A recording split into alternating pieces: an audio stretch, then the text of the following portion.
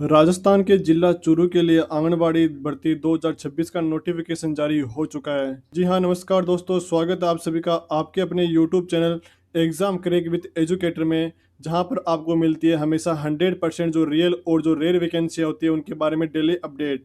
साथ में राजस्थान के प्रत्येक जिले के लिए आपकी आंगनबाड़ी की भर्ती और जो आपकी राशन डीलर की भर्तियाँ आती है उन सब की अपडेट भी सबसे पहले आपको हमारे इसी चैनल पर दी जाती है।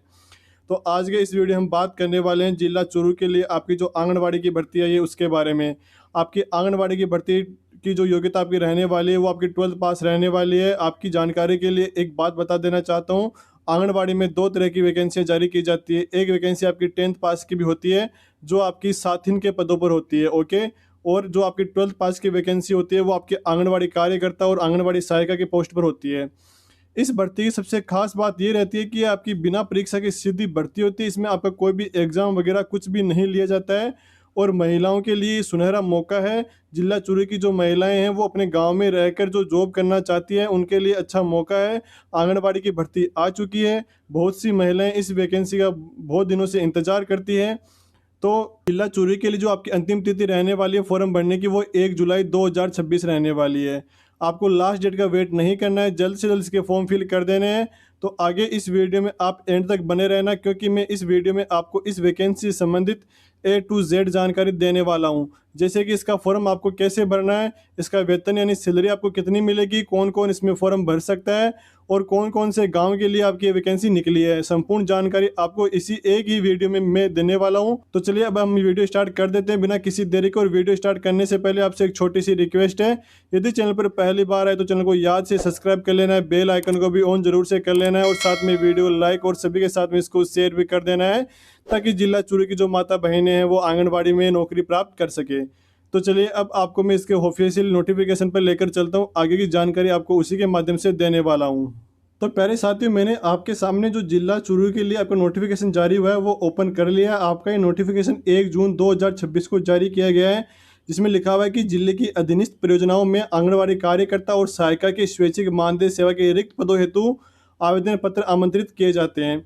तो आपको यहाँ पर आपका जो परियोजना कार्यालय है उसका नाम और ईमेल आईडी देखने को मिल जाएगी और यहाँ पर आपको रिक्त पदों का विवरण देखने को मिल जाएगा आंगनबाड़ी केंद्र के नाम से, कि कौन से आंगनबाड़ी केंद्र में आपकी कार्यकर्ता की पोस्ट रहने वाली है और किसमें आपकी सहायिका की पोस्ट रहने वाली है, वो सारी आपको यहाँ पर देखने को मिल जाएगी, ओके। प्रत्येक गांव का नाम आपको यहाँ पर दे रखा है और सामने आपको आपका परियोजना कार्यालय का नाम दे रखा है। परियोजना कार्यालय से मतलब आपका रहने वाला है तहसील, पंचायत समिति या आप अपनी नगर पालिका से संबंधित इसको समझ सकते हो। तो जैसे मान लो तारानगर वार्ड नंबर 15 में जो वैकेंसी है ना, इसके जो कैंडिडेट होंगे वो उनको ना ये फॉर्म आपको तारानगर जो परियोजना कार्यालय है उसमें आपको जमा करवाना होगा, ठीक है। अब इसके बाद में आप इसमें अपने ग्राम पंचायत का नाम अवश्य देख ले, क्योंकि इसमें कुछ शर्तें होती है वो आपको मैं बताने वाला हूँ। तो सबसे पहले इसमें जो शर्त होती है वो ये रहती है कि आप जिस भी ग्राम पंचायत में से बिलोंग करते हो ना, तो आप उसी ग्राम पंचायत के लिए अप्लाई कर सकते हो।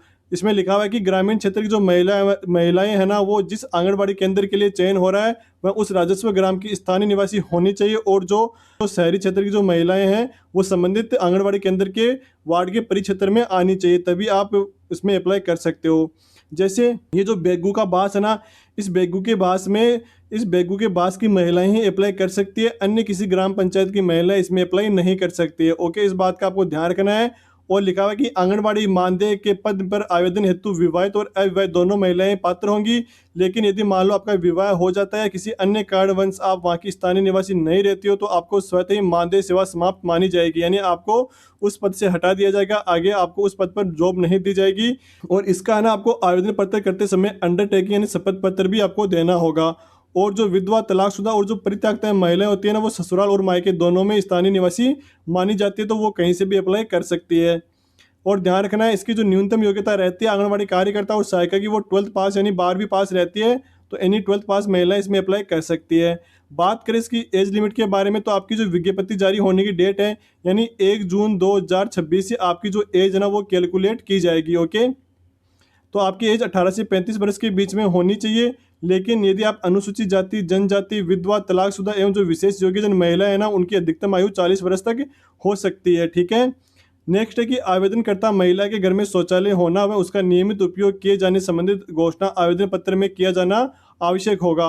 यानी आपके घर में शौचालय होना चाहिए और आप उसका नियमित उपयोग करते हो, इसका घोषणा भी आपको आवेदन पत्र में करनी होगी।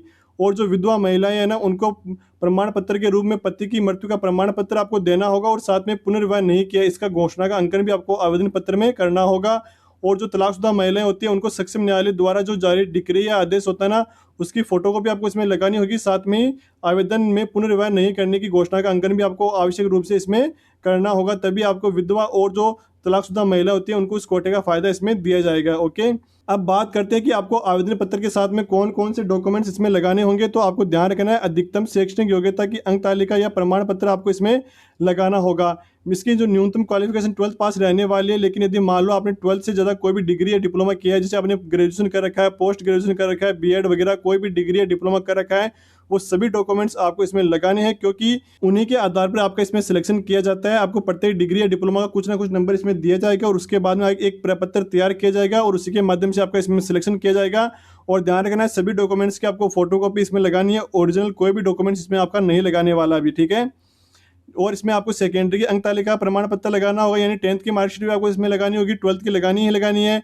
साथ में BEd, NTT, DPSC, BSTC, DElEd diploma यदि आपने कर रखा है तो वो इसमें लगा सकते हो, वरना कोई जरूरी नहीं है। जिस भी पॉइंट के आगे कोष्टक में यदि लागू हो तो लिखा हुआ है तो वो आप लगा सकते हो, वरना कोई जरूरी नहीं है। मतदाता का पहचान पत्र, राशन कार्ड, आधार कार्ड, जन आधार कार्ड, मूल निवास का प्रमाण पत्र आपको आवश्यक रूप से लगाना होगा। अनुसूचित जाति, जनजाति, पिछड़ा वर्ग, विशेष पिछड़ा वर्ग, आर्थिक पिछड़ा वर्ग, अल्पसंख्यक वर्ग, दिव्यांगजन, आदिम व घुमंतु जाति होने का प्रमाण पत्र आपको लगाना होगा, यदि आप इन सभी कैटेगरी से बिलोंग करते हो तो, ठीक है। आंगनबाड़ी कार्यकर्ता, मिनी आंगनबाड़ी कार्यकर्ता, जो शिशु पालन गृह कार्यकर्ता होती है, सहायिका, आशा सहयोगिनी, साथिनी के रूप में आपके पास में 1 वर्ष का कार्य अनुभव का प्रमाण पत्र है तो वो भी आप इसमें लगा सकती हो। एएनएम, जीएनएम, आयुर्वेद नर्सिंग के प्रशिक्षण का प्रमाण पत्र यदि आपके पास में तो वो भी आप इसमें लगा सकते हो। यदि आपने आरएससीआईटी या पीजीडीसीए जो कंप्यूटर के डिप्लोमे होते हैं वो यदि आपने कर रखे हैं तो वो भी आपको इसमें लगा देने हैं। विवाह का पंजीयन प्रमाण पत्र आपको लगाना होगा। विधवा, तलाकशुदा प्रमाण पत्र यदि लागू हो तो वो आपको इसमें लगा देना है। ये सभी दस्तावेजों की सब प्रमाण देनी, खुद की सिग्नेचर की भी फोटोकॉपी आपको इसमें लगानी होगी, ठीक है। अब बात करते हैं कि आपको ये आवेदन फॉर्म मिलेंगे कहाँ। तो ध्यान रखना है, इसमें लिखा हुआ है कि आवेदन फॉर्म है ना आपको संबंधित बाल विकास परियोजना अधिकारी कार्यालय में निःशुल्क प्राप्त किए जा सकते हैं। आपसे 1 रुपया भी इसके एप्लीकेशन फॉर्म के नहीं लिए जाएंगे। आप फ्री में इसका जो एप्लीकेशन फॉर्म है ना वो परियोजना कार्यालय से प्राप्त कर सकते हो, लेकिन मैं आपको हमारे टेलीग्राम चैनल और व्हाट्सएप चैनल पर भी उपलब्ध करवा दूंगा। वहाँ से जाकर आप उसको डाउनलोड कर उसका जो फोटोकॉपी है वो निकलवा सकते हो, ठीक है। और इन दोनों की लिंक आपको वीडियो के नीचे डिस्क्रिप्शन बॉक्स में मिल जाएगी, वहीं पर आपको ये नोटिफिकेशन भी मिल जाएगा, जहां पर जाकर ये नोटिफिकेशन आप पढ़ सकते हो, ठीक है। और इस वैकेंसी संबंधित कोई भी छोटी मोटी अपडेट होगी वो टेलीग्राम चैनल और व्हाट्सएप चैनल पर ही दी जाएगी, तो आपको इन दोनों को ज्वाइन जरूर से कर लेना है। योग्य अभ्यर्थी अपना पूर्ण भरा हुआ आवेदन पत्र में 100 प्रमाणित दस्तावेजों की 2 प्रतियों में पूर्ण कर संबंधित बाल विकास परियोजना अधिकारी कार्यालय में व्यक्ति से दिनांक 1/7/2026 को सायं 5 बजे तक जमा करा सकेंगे। आगे लिखा हुआ है कि दो हस्ताक्षरकर्ता कार्यालय में भेजे जाने वाले आवेदन पत्र स्वीकार नहीं किए जाएंगे। यानी इसका मतलब ये रहने वाला है कि आपको सभी डॉक्यूमेंट्स की 2-2 फोटोकॉपी निकलवानी है, सभी पर खुद के सिग्नेचर करने हैं और आपको खुद जाकर अपना आवेदन फॉर्म जमा करना होगा। इसका बेनिफिट भी ये रहता है और मेरी सलाह भी सभी स्टूडेंट्स को ये रहती है कि आप खुद जाइए और अपना फॉर्म फिल करिए और जमा करवाइए, क्योंकि आपको आवेदन फॉर्म जमा करने के बाद में एक प्राप्ति रसीद दी जाती है जो आपको लेना बहुत अनिवार्य होता है। क्योंकि मान लो जब आपका इसमें सिलेक्शन हो जाता है और उसके बाद में जब आपका डॉक्यूमेंट वेरिफिकेशन इसमें किया जाता है तब आपसे वो रसीद है ना वो मांगी जाती है डीवी के टाइम पर, ठीक है। ये देखिए इसमें लिखा हुआ भी पॉइंट नंबर 16 कि सभी आवेदक निर्धारित तिथि तक आवेदन पत्र की प्राप्ति रसीद अवश्य प्राप्त करें तथा इसके साथ ही कार्यालय स्टाफ की सहायता से फॉर्म का गूगल फॉर्म पर ऑनलाइन करवाना जाना सुनिश्चित करवाइए। आप वहाँ पर जाइए, आप जब अपना फॉर्म जमा करवाओ ना रसीद लेने से पहले आप उनसे कंफर्म करो कि आपका जो फॉर्म है ना वो उन्होंने गूगल पर अपलोड किया है कि नहीं किया है, ठीक है। उसके बाद में आप अपनी रसीद प्राप्त करें और आ सकते हो, ठीक है। अब बात करते हैं इसकी सैलरी के बारे में।